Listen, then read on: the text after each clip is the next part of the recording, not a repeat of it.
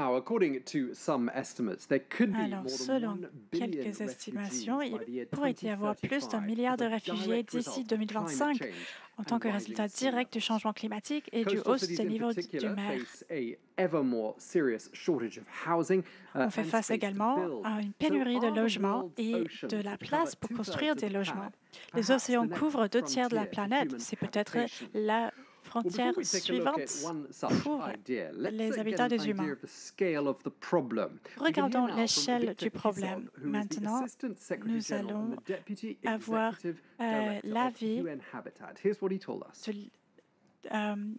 D'une personne le directeur exécutif de UN Habitat.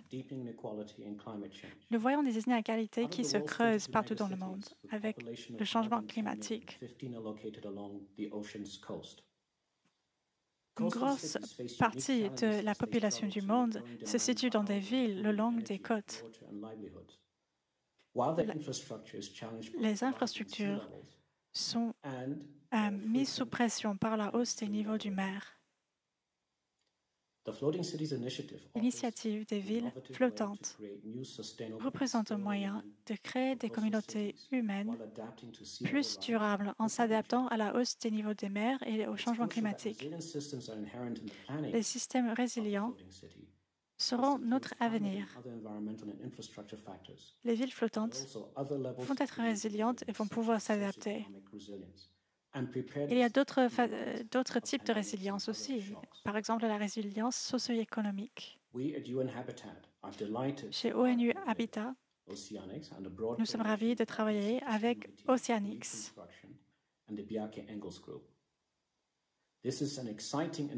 C'est un effort très intéressant et nous avons hâte de voir les résultats en vue d'accomplir les objectifs du développement durable. Merci. Un grand merci à Victor Kissel pour ce message. C'est le Deputy Executive Director de l'ONU Habitat. Pour un homme en particulier, cette question d'où construire les villes de l'avenir a une réponse très évidente.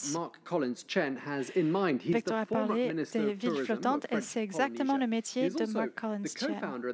C'est le cofondateur et le PDG de Oceanics. C'est une société qui construit et conçoit les villes flottantes où les gens peuvent vivre de manière durable sur les mers. J'ai commencé en lui demandant si ce projet est près de devenir une réalité. Merci Tom. Il ne s'agit plus de science-fiction, c'était il y a 30 ou 40 ans qu'on en parlait comme si c'était impossible. Nous espérons annoncer dans les mois à venir le site de la première ville flottante au monde. Donnez-nous juste un indice. Qui sera les premiers habitants de cette ville flottante? Nous envisageons les villes flottantes en tant que prolongation des villes côtières existantes. Ce seront les mêmes personnes qui habitent déjà dans ces villes. Ces personnes vont maintenant vivre dans une manière plus respectueuse de la mer et de l'environnement. Qu'est-ce qui ne va pas avec notre usage des terres? Nous avons réclamé beaucoup de terres de la mer. Quand c'est fait pour créer des logements, c'est que la récupération du sol détruit l'écosystème même. Alors donc, c'est un alternatif beaucoup plus respectueux de l'environnement, n'est-ce pas? Et ces villes flottantes sont censées être complètement autonomes, n'est-ce pas? Racontez-nous un peu sur la vie quotidienne dans une ville flottante Oceanics. Notre objectif, c'est de rendre la vie dans ces villes, aussi facile que la vie sur Terre dans ces villes côtières. Ces villes vont être aussi stables que possible. On va les installer dans des régions qui sont protégées des vagues, près des côtes.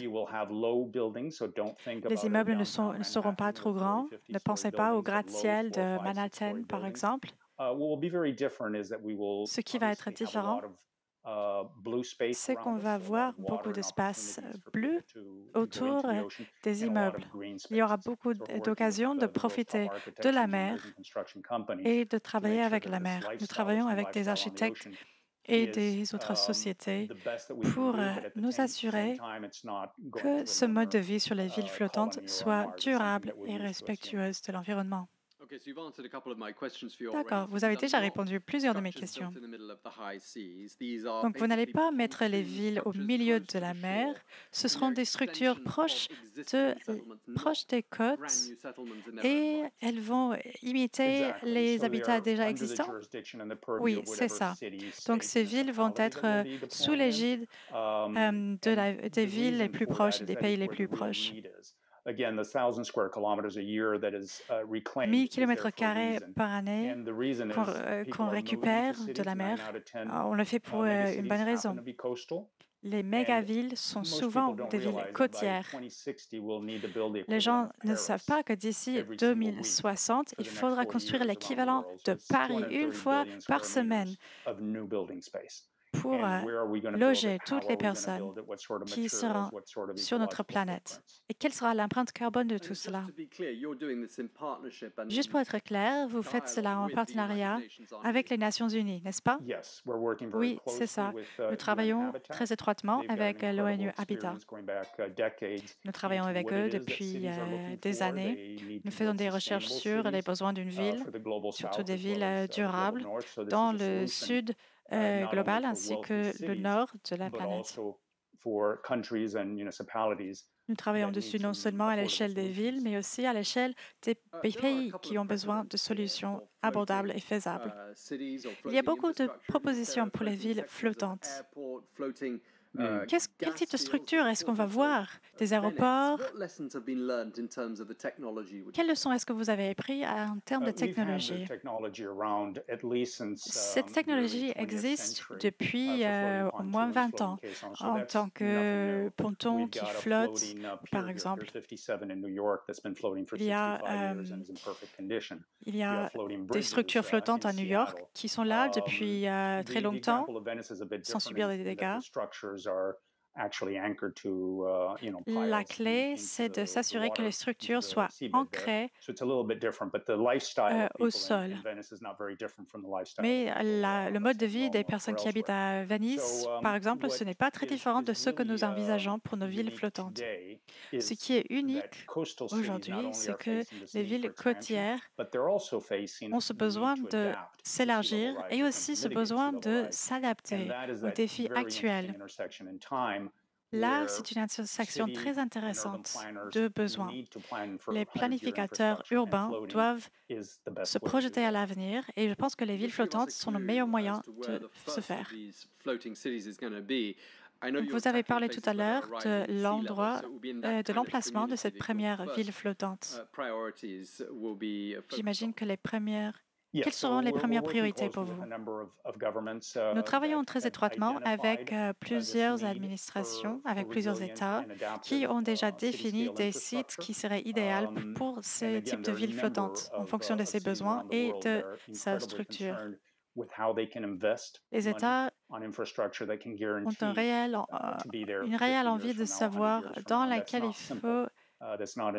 comment il faut investir pour résoudre ce problème. Si la ville est flottante, cela veut dire que la hausse des niveaux de mer ne posera pas de problème parce que les villes vont continuer à flotter. Et je voudrais vous demander une dernière chose. D'où vient le financement? Il y a pas mal de financement dans ce domaine. Beaucoup de banques n'investissent plus dans les carburants fossiles. Il y a pas mal de financement disponible pour ce type d'initiative. Et il y a aussi des financements qui proviennent des villes et des obligations vertes. Il y a un mélange du secteur privé et du secteur public. D'accord, bon, merci beaucoup, Mark Collins-Chen. Merci beaucoup, Tom. Donc, ensuite, nous allons parler du transport à Berlin.